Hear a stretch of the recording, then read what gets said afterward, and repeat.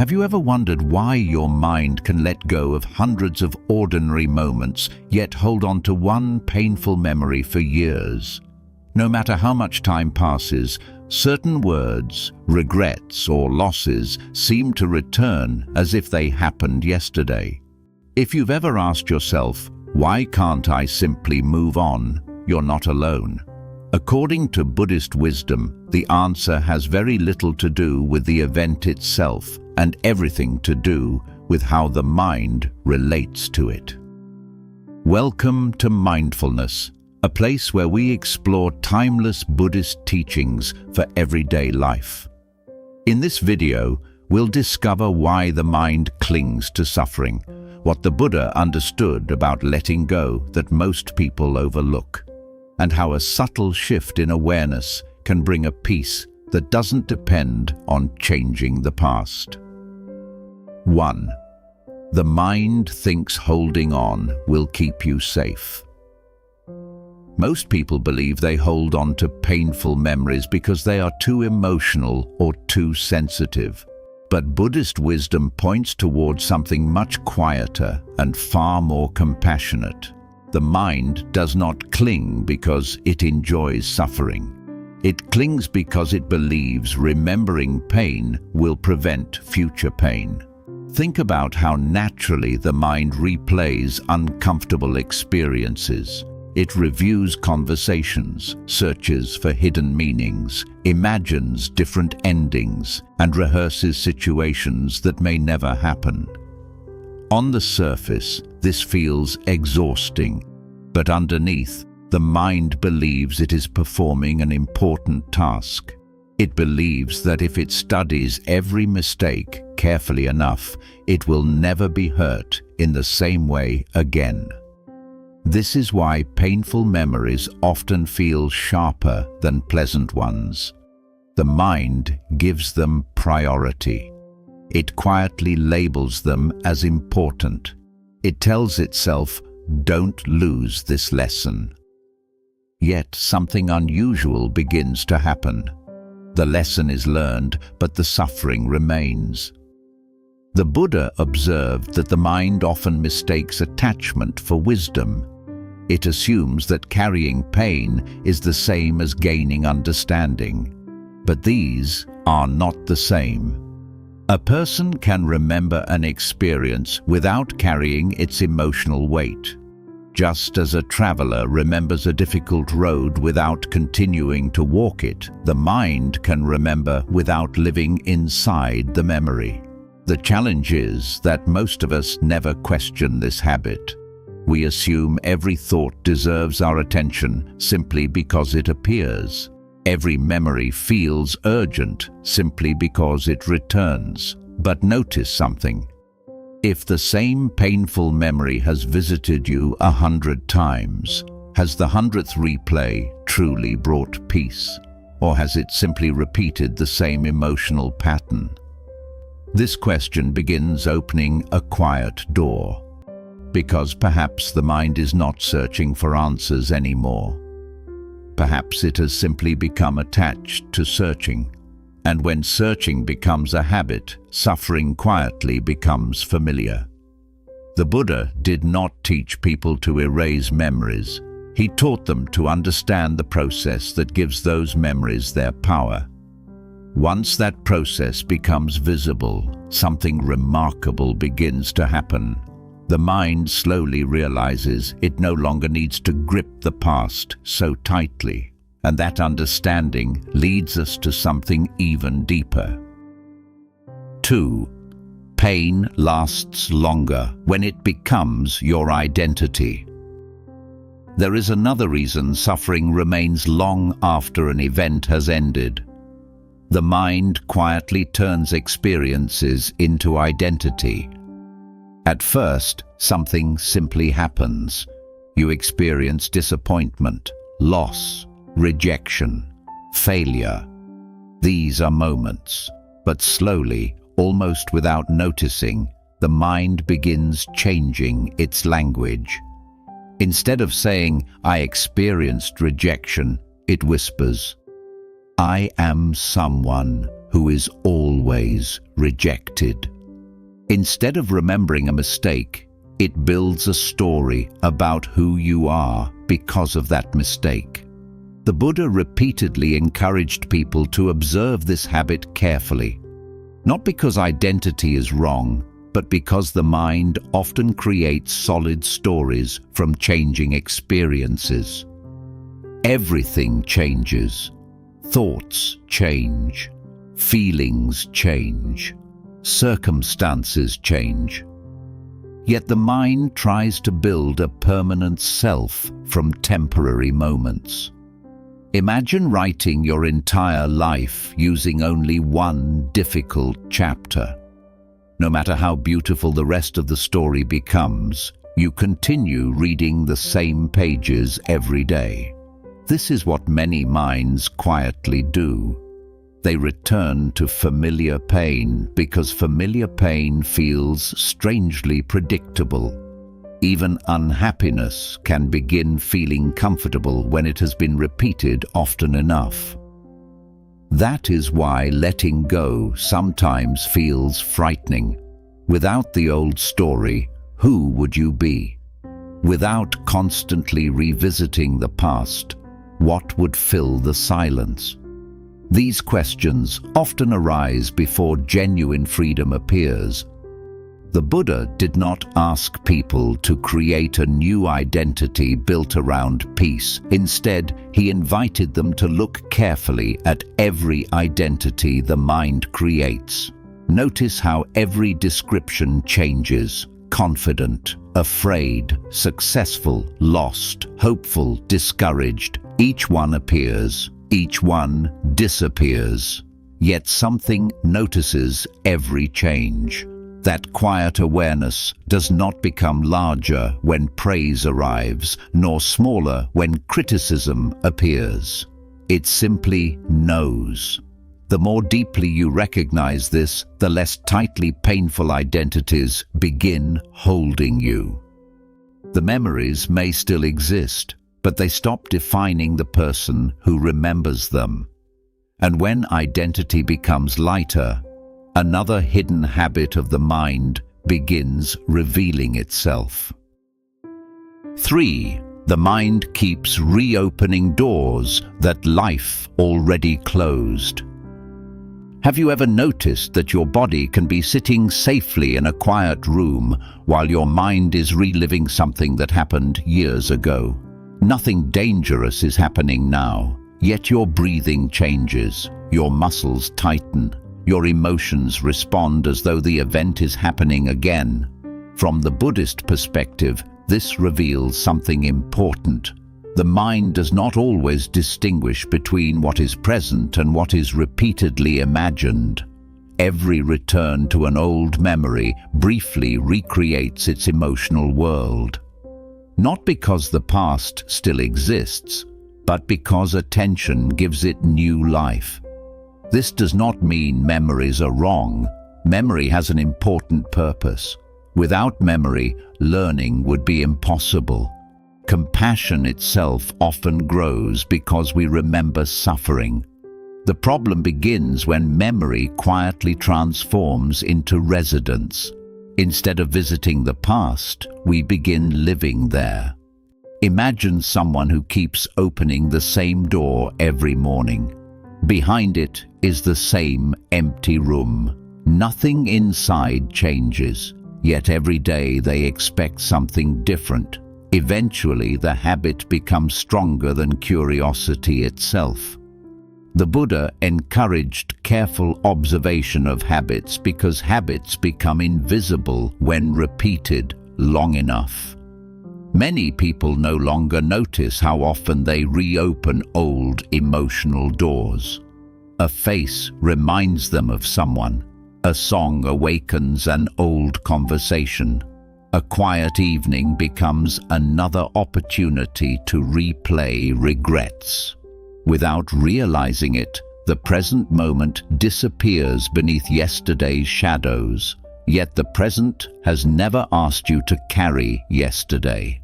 It simply waits, patiently and always available. This is one of the quiet gifts found throughout Buddhist practice.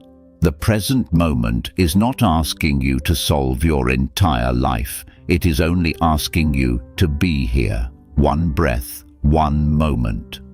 This may seem almost too simple, but simplicity often reveals what complexity hides. When attention gently returns to what is here now, the mind slowly stops feeding what is no longer happening. Not by force, not through denial, simply by recognizing where life is actually unfolding. And as this recognition deepens, another surprising truth begins to emerge. Sometimes it is not the pain we fear losing, it is the meaning we have attached to it. 4. The hidden attachment few people notice. When people hear the words letting go, they often imagine losing something important. They worry that if they release old pain, they will become careless. They fear they may forget valuable lessons, lower their guard, or allow the same mistakes to happen again. But the Buddha pointed towards something much more subtle. Often, what we refuse to release is not the event itself. It is the meaning we have built around it. Pain can quietly become proof that we were treated unfairly, proof that life has been difficult, proof that someone else was wrong, proof that we deserved something different. These stories can feel deeply convincing because they have been repeated for years, and every repetition makes them seem more permanent. But permanence is precisely what Buddhist wisdom invites us to question. Everything conditioned continues changing. Every emotion, every thought, every relationship, every memory, even the person remembering is changing from moment to moment. Yet the mind keeps searching for something fixed, something solid, something that explains everything. This search often becomes another form of attachment. The Buddha described attachment not only as holding pleasant things too tightly, but also as holding painful things too tightly. The mind can cling to suffering just as firmly as it clings to pleasure. Why? Because certainty feels safer than uncertainty, even painful certainty. Perhaps this is why letting go feels less like dropping a heavy stone and more like opening a tightly closed hand. At first, the fingers resist, not because holding is comfortable, but because holding has become familiar. Then, something unexpected happens. The hand discovers it no longer needs so much effort. The tension that once felt normal begins softening on its own. This is not forgetting. It is not pretending the past never happened. It is the quiet realization that carrying yesterday every day is no longer necessary. And once this becomes clear, an even deeper transformation becomes possible. Because the Buddha taught that true freedom does not begin when the world finally changes. It begins when your relationship with your own mind begins to change. 5. Why the mind returns to what hurts most.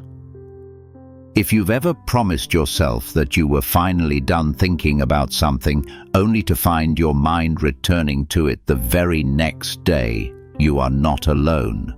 This is one of the quiet patterns the Buddha invited people to observe with honesty rather than frustration.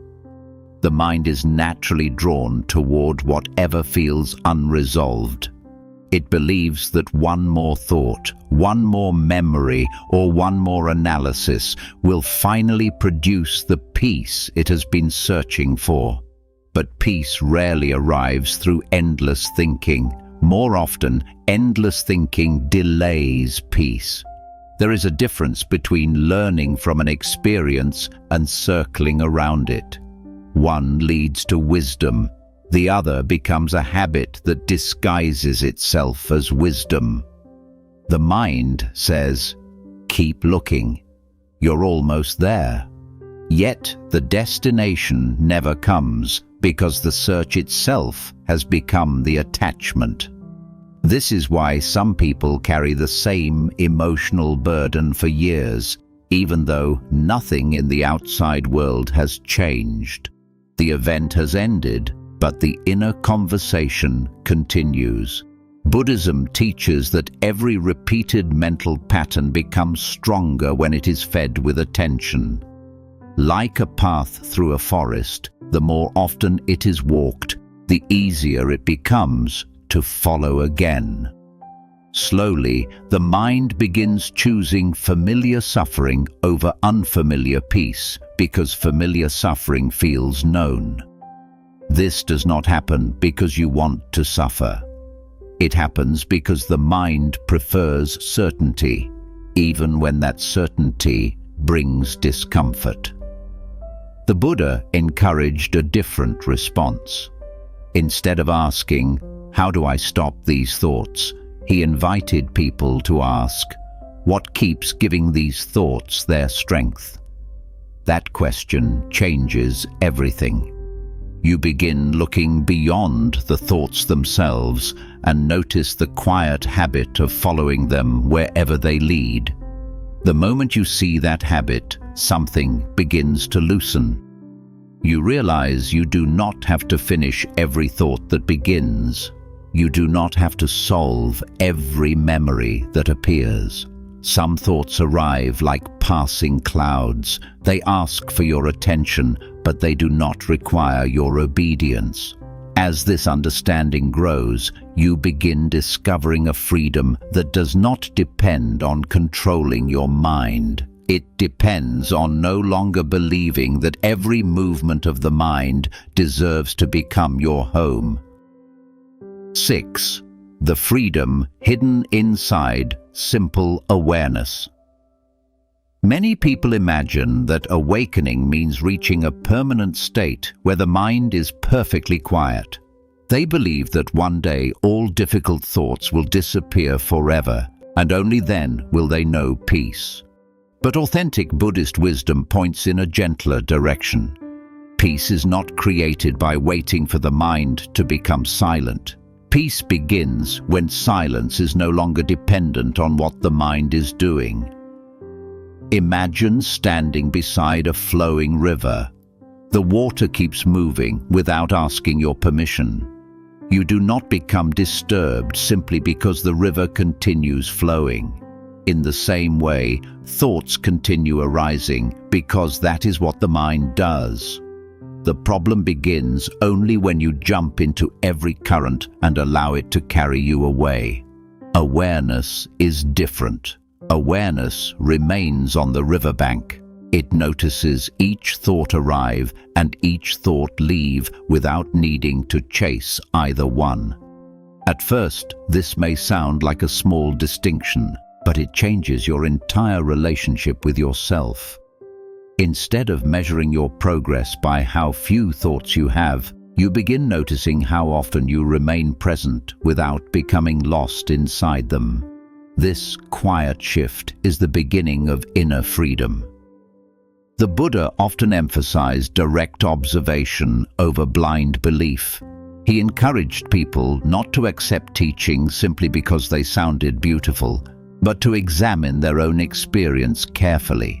Right now, you can do the same. Notice the next thought that appears. Before following it, simply recognize that it has appeared. Then wait. Watch what happens. Another thought comes. Then another. Each one seems important for a brief moment, yet each one eventually fades on its own. Something, however, remains present through every change. That silent knowing does not struggle. It does not cling. It simply observes. The more often you return to this quiet awareness, the more naturally compassion begins replacing self-judgment. You stop criticizing yourself for having thoughts because you understand that thinking is simply one activity of the mind. You are no more defined by a passing thought than the open sky is defined by a single cloud drifting across it. And when this becomes more than an idea, when it becomes something you recognize directly, you begin touching the same freedom that countless practitioners have quietly discovered across generations. 7. Letting go is not losing the past. It is releasing the weight of carrying it. Perhaps the greatest misunderstanding about letting go is the belief that it asks you to erase your past. Many people resist this idea because they fear their memories hold the people they loved, the lessons they learned, and the experiences that shaped them. They worry that if they truly let go, they will become indifferent or forgetful. But the Buddha never suggested abandoning memory. He pointed toward abandoning attachment. There is an important difference. Memory can remain without becoming a prison. Wisdom can remain without becoming resentment. Love can remain without becoming possession. What creates suffering is not the simple existence of the past, but the mind's constant effort to pull the past into the present and demand that reality become different from what it already is. This quiet resistance often goes unnoticed because it feels so natural. The mind whispers, "It should not have happened. Things should have turned out differently. I should have known better." These thoughts seem harmless, yet they create an invisible conflict with reality itself. The event has already entered the stream of causes and conditions. No amount of resistance changes that. What changes is the amount of suffering created by refusing to accept what cannot be reversed. Acceptance, however, is often misunderstood as approval. They are not the same. Accepting that something happened does not mean saying it was good or fair. It simply means seeing clearly that it has already happened. Only from that clarity can wise action begin. Otherwise, every decision becomes clouded by the wish to rewrite yesterday. The Buddha consistently encouraged seeing things as they truly are, rather than as we wish they had been. This simple instruction contains extraordinary freedom. Reality no longer becomes an enemy. The past no longer becomes an argument you must win every day. Gradually, you discover that the energy once spent resisting life becomes available for living it. Compassion becomes easier because your heart is no longer occupied with defending old wounds. Patience grows because you are no longer demanding that every experience match your expectations. Gratitude appears quietly, not because life suddenly becomes perfect, but because your attention is no longer trapped inside what cannot be changed. There comes a moment when you realize the burden was never the memory itself. The burden was carrying it as though it still needed to be solved. In that realization, something softens. The mind relaxes its grip. The heart begins trusting the present again. And for perhaps the first time in a long while, you notice that life has continued unfolding all along. The trees kept growing. The seasons kept changing. Your breath never stopped arriving. This very moment has been patiently waiting for you, asking for nothing except your presence. The Buddha's path is not an escape from life. It is an invitation to meet life without constantly dragging yesterday behind you. Every moment you stop feeding old suffering, you make space for wisdom. Every moment you return to awareness instead of habit, you remember that freedom has never been somewhere far away. It has always begun with this single, quiet step, allowing reality to be exactly as it is. 8. The peace you have been searching for has never been hidden from you. There is a quiet irony in the way the human mind searches for peace. It looks for it in future achievements, perfect relationships, ideal circumstances, or the hope that one day every difficult thought will finally disappear. It keeps moving the destination farther ahead, believing that peace is waiting somewhere else. Yet Buddhist wisdom gently points in the opposite direction. Peace is not something created at the end of the journey. It is something uncovered when the restless search begins to settle. Consider how often your mind tells you that one more solution will complete you, one more explanation, one more answer, one more reason why the past unfolded as it did. This endless movement feels productive, but often it is simply another expression of craving, the subtle belief that fulfillment exists just beyond the present moment. The Buddha described craving as something remarkably ordinary. It is not limited to desire for possessions or pleasure. We can crave certainty, we can crave perfect understanding. We can even crave an identity built from our suffering because it feels familiar. When craving quietly shapes the mind, contentment always seems delayed. There is always another condition that must be satisfied before you can finally rest. But notice what happens during rare moments when your attention becomes completely present. Perhaps you are listening to rain, watching sunlight move across a room, or simply taking a slow breath without trying to improve anything. In those brief moments, nothing has been added to your life, yet something feels complete. The circumstances may not have changed at all. What changed was your relationship to them. The mind stopped reaching somewhere else. This is why mindfulness occupies such an important place within Buddhist practice. It is not merely a technique for relaxation, it is a way of seeing clearly. It reminds you that this breath is real, this sound is real, this step is real. Meanwhile, many of the fears occupying your attention exist only as mental projections that have borrowed the appearance of certainty. When you repeatedly return to direct experience, the stories lose some of their authority.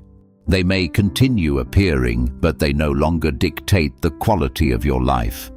Gradually, trust begins replacing control. Curiosity replaces fear. Compassion replaces harsh judgment. You begin responding to each moment instead of reacting from old conditioning. This transformation is usually quiet. There are rarely dramatic announcements. Instead, you notice that situations which once consumed your thoughts now pass through your mind with greater ease. You forgive a little sooner. You become less defensive. You no longer need every conversation to prove your worth. The world outside may look remarkably similar, yet the world within has become lighter. This is the fruit of practice, not perfection, but freedom from unnecessary suffering. The Buddha's teaching has endured for centuries, not because it promises extraordinary powers, but because it offers something far more valuable. A practical way to understand the mind and gradually release the habits that keep creating pain. The path is walked one moment at a time, not by forcing yourself to become someone new, but by seeing more clearly who you have been all along. Beneath the restless thinking, beneath the fears, beneath the stories repeated for years, there is a quiet capacity to be fully present. That presence has never abandoned you. It has patiently remained through every joy and every sorrow, waiting not to be created, but simply to be recognized. Once you begin noticing it, even for a few seconds, you realize something profound. The peace you have been chasing has never been absent. It was only hidden behind the habit of constantly looking somewhere else. If something in this Buddhist wisdom resonated with you today, don't let it become just another idea to remember. Let it become something you quietly observe in your own life. The next time your mind reaches for an old wound, simply notice it with kindness instead of following it. That small moment of awareness can change more than you realize. If you found peace or clarity in this reflection, consider subscribing for more authentic teachings on Buddhism, mindfulness, inner peace, and awakening. Until next time, may your mind grow lighter, your heart more compassionate, and may you discover that the freedom you seek has been closer than you ever imagined.